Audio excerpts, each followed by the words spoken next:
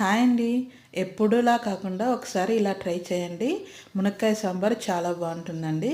ముందుగా దానికి కావాల్సిన మసాలా సింపుల్గా మిక్సీ జారీలో ఎల్లిపాయ, కొబ్బరి, కొత్తిమీర వేసుకొని చూస్తున్నట్టుగా బరకగా మిక్సీకి పట్టుకోవాలండి. ఇప్పుడు గిన్నె పెట్టుకొని ఆయిల్ వేసుకొని అందులో జీలకర్ర ఆవాలు, ఆనియన్స్, కరివేపాకు వేసి బాగా వేయించుకోవాలండి. తర్వాత ములక్కాడ వేసుకొని బాగా వేయించుకొని దానికి కావలసినంత ఉప్పు, కారం, పసుపు వేసి వాటిని కూడా బాగా వేయించుకున్న తర్వాత దానికి కావలసినంత వాటర్ వేసి ములక్కాడను ఉడికించుకోవాలండి.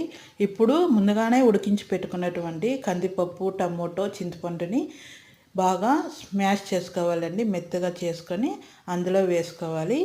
వేసుకున్న తర్వాత మనం ముందుగా చేసుకున్నటువంటి మసాలాను కూడా వేసి ఒక 2 మినిట్స్ ఉడికించుకుంటే ఎంతో కమ్మగా ఉండే ములక్కాయ సాంబార్ చాలా బాగా రెడీ అయిందండి. మీకు నచ్చితే లైక్ చేయండి. ప్లీజ్ చూస్తున్న ప్రతి ఒక్కరికి చెప్తున్నాను, నా ఛానల్ని సబ్స్క్రైబ్ చేసుకోండి, ఫాలో అవ్వండి. మీకు ఎటువంటి వంటలు కావాలన్నా కామెంట్ చేయండి. నేను రెడీ చేసి మీకు వీడియోస్ పెడతాను.